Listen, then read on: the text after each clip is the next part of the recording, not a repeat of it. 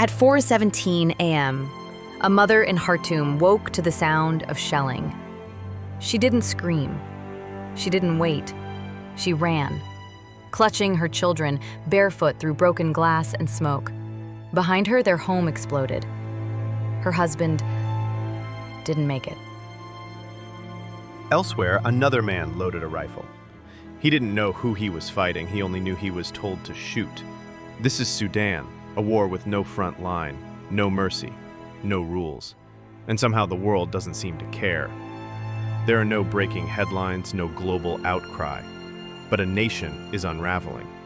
Today, on the Chronicle Pulse, we uncover the war Sudan is fighting and the silence the world is keeping. To understand today's war, we must rewind. For 30 years, Sudan lived under a dictator, Omar al-Bashir. His rule was defined by oppression, war crimes, and genocide, particularly in Darfur. But in 2019, something powerful happened. The people rose up. Women, youth, doctors, and teachers filled the streets. They risked everything. And they won. Bashir was overthrown. A fragile hope was born, a shared civilian-military government meant to guide Sudan toward democracy. But hope can be dangerous in a country built on blood. In 2021, that fragile peace shattered.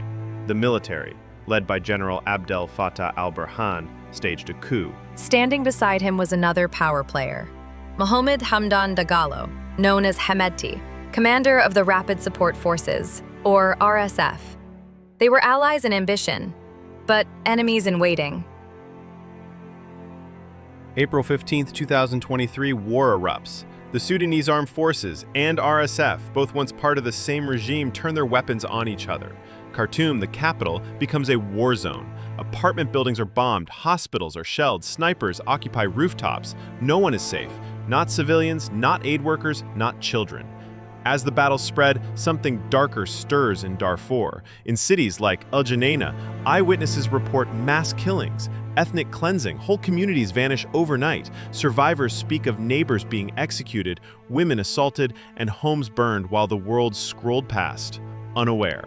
The numbers are staggering. Over 8 million people displaced, many walking for days with no food, no medicine, and nowhere to go. More than 25 million, that's over half the country, need urgent humanitarian aid.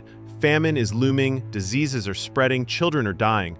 But the suffering isn't just physical, it's invisible. The trauma of watching your world disappear in silence.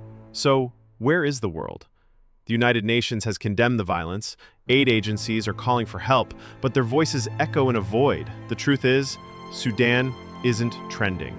Powerful nations have their own stakes in the war, chasing gold, oil, and influence. Meanwhile, major media outlets barely mention it. Algorithms don't reward it, and fatigue makes us numb. But silence isn't neutral. It's complicity. Still, in the rubble, there's resilience. Sudanese civilians continue to resist. Doctors work by candlelight. Volunteers dig survivors from the debris. Organizations like Médecins Sans Frontières, UNHCR, and the Sudanese Red Crescent are risking everything to help. They need support, they need attention, and they need us to remember. Sudan isn't just a faraway war, it's a mirror, reflecting what happens when power destroys people and when silence becomes strategy.